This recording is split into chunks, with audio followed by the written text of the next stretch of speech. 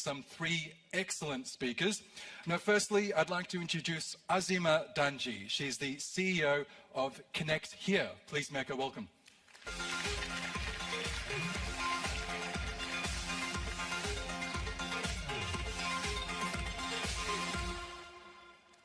Hello, Azima.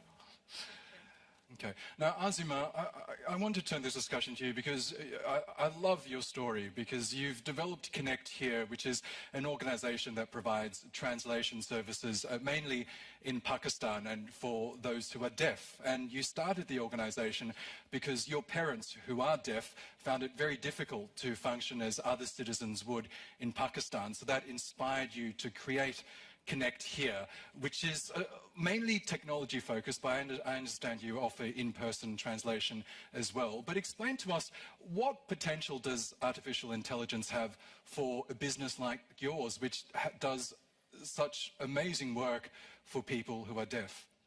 Thank you so much. It is truly an honor to be here today. Thank you, TRT World, for making us a part of it and making disability tech a part of the conversation, which is very, very needed.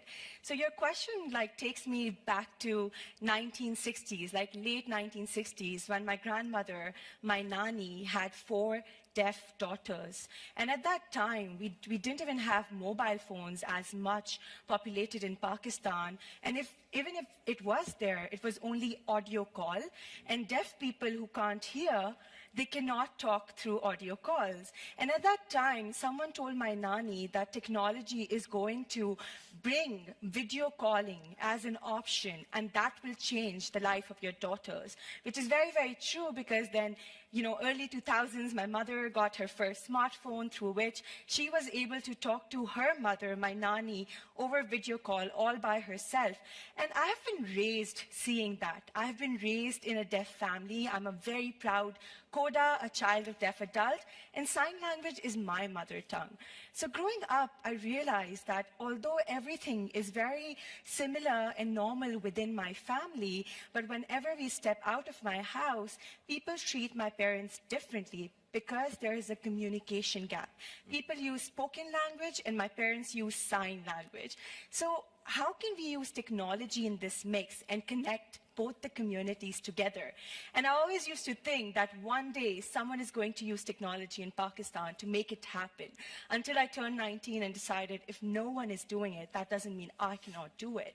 And we took that video calling idea and turned it into a platform that connects deaf people to online sign language interpreters through their mobile phone. So now a deaf person has a means of communication in their pockets. And that has truly changed the way people live in Pakistan now, the deaf community live in Pakistan now. And the best example of that is my mother. She's a banker, and she used to work in the banking industry, but whenever she would go for a training opportunity, she would just sit there and there would be no interpretation, and because of that, she could not progress.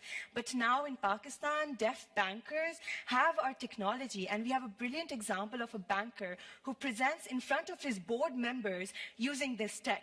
And I think that's the change that we saw through the technology, the power of technology, and it is just to grow. We want to bring AI, sign language automation, not to replace human, but to assist in places where human interpretation cannot reach. And I truly, truly think persons with disability, if they are given technology, there are brilliant examples, if you ask me later.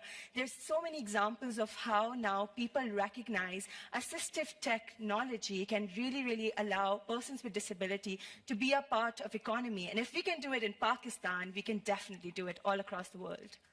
Amazing.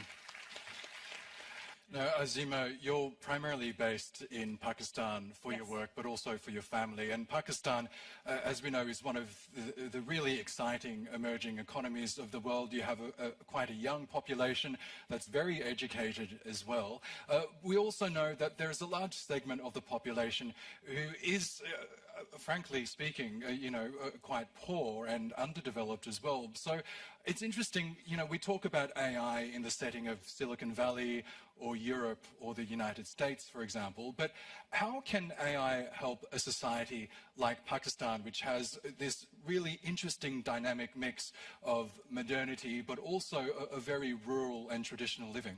Absolutely, and I think we are seeing that in Pakistan right now. We have such a great, like you said, we have a huge young population, and we have a population who's very tech-enabled and knowledgeable when it comes to technology and providing services all across the world. And we are seeing such brilliant cases of social entrepreneurship in Pakistan as well, where youth is not only supporting themselves in learning technology and about AI, but they're also teaching others and enabling others in their societies. In the rural areas, we have freelancers now that are also working out of the northern areas of Pakistan, and internet connectivity is now being demanded over there, and we have seen such beautiful talent being emerged from there as well. So it's about giving that opportunity, that platform, but not only that, to come together and acknowledge that Pakistan is an emerging country, and then also how are we using AI in our country to support different cases.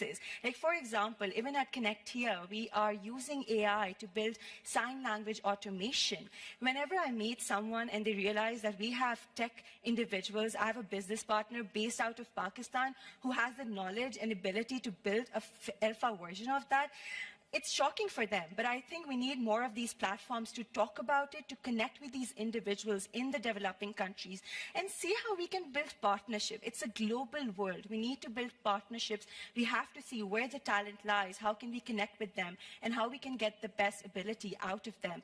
And it also comes for persons with disability as well. I think it's very important to highlight that persons with disability make up the biggest minority in the world, belonging to different age, sex, countries. So it's a huge, diverse population that can also be integrated in your workforce using technology, using AI, to the fact that now there are so many tech that's coming up for people with visual impairment. If I give you a very simple example of that, we have call centers in Pakistan that are completely run by people with visual impairment. And kid you not, if you're making a call to the call center, you have no idea that the person that you're speaking to is visually impaired, because they are using the screen reader available on their computer to assist you, just like an able person would. So that's the power of technology and AI, and I think now more people are looking into how can they integrate marginalized youth that comes from developing countries, emerging countries, as well as marginalized youth that are persons with disability.